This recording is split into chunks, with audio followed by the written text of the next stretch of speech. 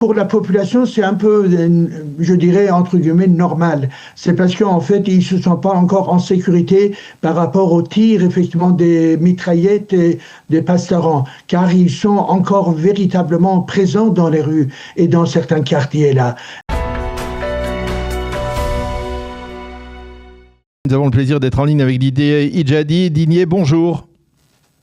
Bonjour, cher ami. Merci. Bonjour et un bonjour de Paris. De Paris, oui, merci. Bonjour. Merci d'être avec nous ce matin.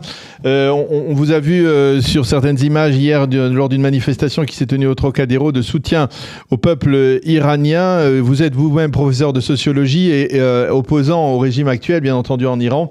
Avec vous, je voudrais d'abord avoir votre appréciation, d'abord ce que vous savez de ce qui se passe actuellement à Téhéran auprès de vos amis. Est-ce que vous êtes en contact avec eux? Oui, mais enfin, difficilement on reçoit des messages, mais surtout notre canal d'information, c'est surtout, si vous voulez, les connexions par l'Iran international, la télévision installée à Londres, mais également des amis qui quittent l'Iran en passant par la frontière turque. Et justement, hier également, j'avais 2-3 amis qui venaient de quitter l'Iran et que je les rencontrais à Trocadéro à Paris. Effectivement, ils parlent d'une situation inquiétante pour pas mal d'Iraniens, mais en même temps un sentiment à la fois d'inquiétude, mais également caractérisé par un certain espoir de voir qu'effectivement ce régime-là va s'effondrer, car il y a beaucoup de points de contrôle installés par le régime dans les rues. Ils les arrêtent effectivement pour contrôler les gens, voire également arrêter des citoyens, si tu veux. La vie économique est partiellement paralysée, les universités sont fermées, les écoles sont pour une grande partie également fermées, et que donc c'est une situation de guerre, c'est vrai, mais en même temps, bien évidemment, avec les bombardements, on voit régulièrement, il disait, on voit régulièrement dans le ciel, mais néanmoins, malgré tout cela, eh bien, il y a une certaine résistance, même si les gens, ils ne montrent pas d'une manière évidente dans les rues, car actuellement, le contrôle policier est très, très sévère. Ah oui, alors justement, ça nous interpelle tout de même ici à Jérusalem. Le contrôle policier, il reste tout de même sévère en dépit du fait que l'armée israélienne, au cours des derniers jours, a bombardé massivement, on va dire, les commissariats des Bassidj, n'est-ce pas? Et que finalement, cette infrastructure policière, la milice, elle pourrait avoir été affectée, ou en tout cas être plus faible qu'elle ne l'était jusqu'à présent, mais ça n'a pas l'air d'être le cas. Est-ce que je me trompe? Non, c'est vrai, donc un certain nombre d'objectifs de proximité, je dirais, c'est-à-dire effectivement les commissariats, les sièges des Bassidji qui étaient dans tel ou tel quartier ont été donc attaqués, mais néanmoins, eux, les policiers et puis les mercenaires du régime s'implantent à partir de quelques jours dans les écoles, mais également sous les ponts, dans les différents quartiers, donc par exemple à Téhéran. Et donc, effectivement, ils restent toujours armés et plus ou moins également, on a vu aussi des cas où les mercenaires, ils sont dans les taxis également là. C'est-à-dire pour ne pas être visés par, des drones israéliens. Et donc, effectivement, ils se cachent d'une certaine manière. Mais néanmoins, leur présence est assez sensible. Et c'était justement, c'est ça qui est l'objectif, qui est bien, à mon avis, de bien cibler donc les agents du régime, mais néanmoins, ils sont quand même très, très nombreux, car avec quelques, attaques contre ces gens-là, eh bien, il ne faut pas attendre à ce qu'il y ait effectivement le nettoyage rapide de l'ensemble de ces assassins.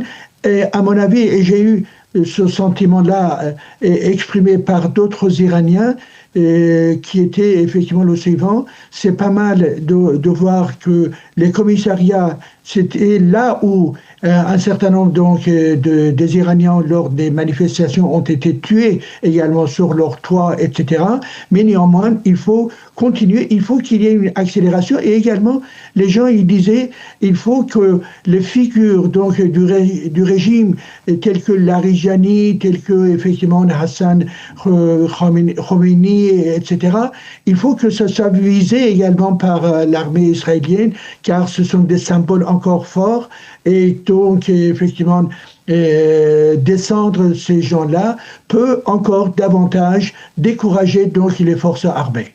Alors, il y a beaucoup on va dire en Israël, d'une certaine manière, après l'euphorie des premiers jours, il y a peut-être un sentiment, j'espère le traduire assez fidèlement, c'est que on attend de voir comment le peuple iranien va se soulever. Et pour l'instant, on n'a pas l'impression ni qu'il se soulève, ni même qu'à l'intérieur du régime, c'est-à-dire que ce soit pour l'armée iranienne ou que ce soit les gardiens de la révolution et les Bassidji, on ne voit pas véritablement de brèche qui sont en train de se former ou on va dire de mouvements de rébellion interne.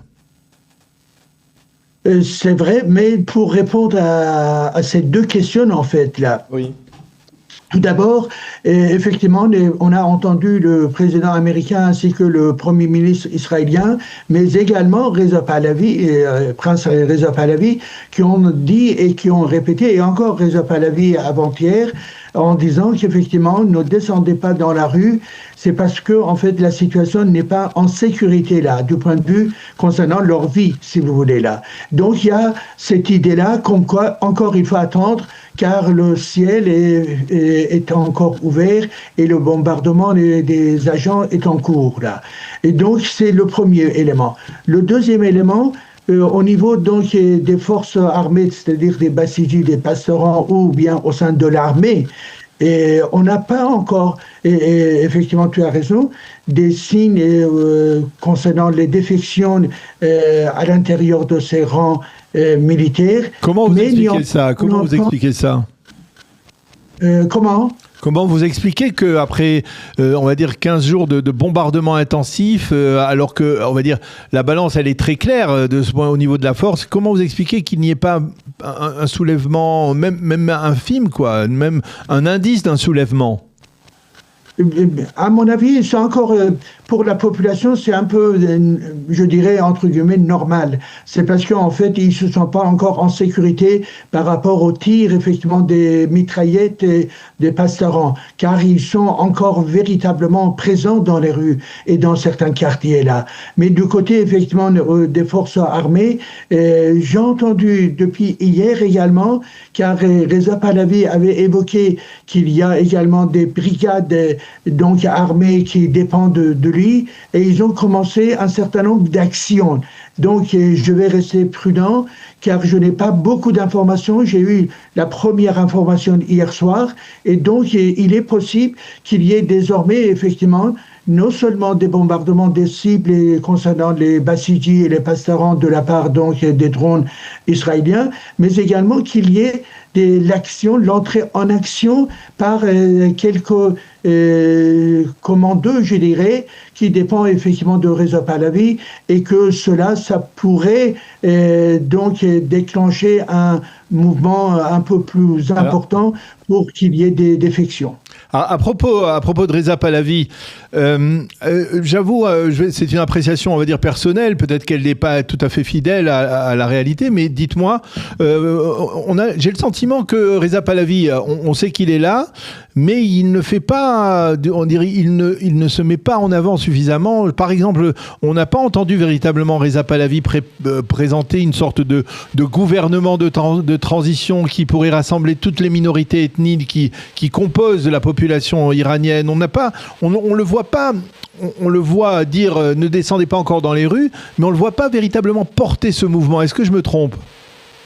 Non, il y a à peu près 2 jours, il a annoncé qu'effectivement tout est en place pour la gestion de ce moment de transition. Donc il a effectivement évoqué la composition effectivement d'une équipe et il a parlé d'une équipe qui est déjà formée et elle est prête, si vous voulez, là. Mais c'est vrai qu'encore on attend à ce qu'il y ait plus de visibilité pour provoquer disons, un mouvement, disons, encore de sympathie plus vaste.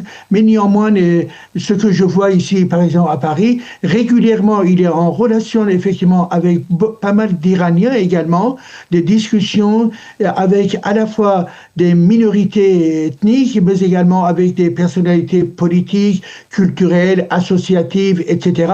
Ça, c'est si vous voulez, c'est un effort continu de sa part, là. Et donc, effectivement, et aussi, nous avons régulièrement disons, de la publication d'un certain nombre de communiqués. Par exemple, hier, il y a eu 2 communiqués qui sont publiés par lui. Et donc, mais néanmoins, d'une certaine manière, encore ce que tu évoques, c'est normal à ce qu'il y ait effectivement plus de visibilité, car dans ce temps de guerre, eh bien, l'aspect moral, l'aspect effectivement encouragement et l'aspect des consignes encore plus visibles, ça correspond à un besoin véritable.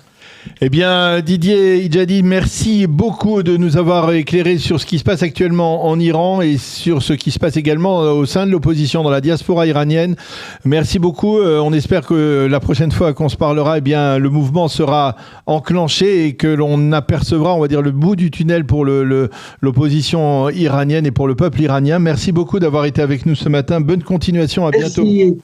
Merci à vous également, et j'anticipe également le 21 mars, c'est l'arrivée du printemps, et donc c'est Nowruz, Jashn Nowruz, et donc dès maintenant, effectivement, aux Iraniens israéliens, eh bien, je présente également mon message, mes félicitations, et malgré la guerre, il faut effectivement ne pas oublier la joie et la force pour pouvoir effectivement continuer ce combat contre ce régime barbare.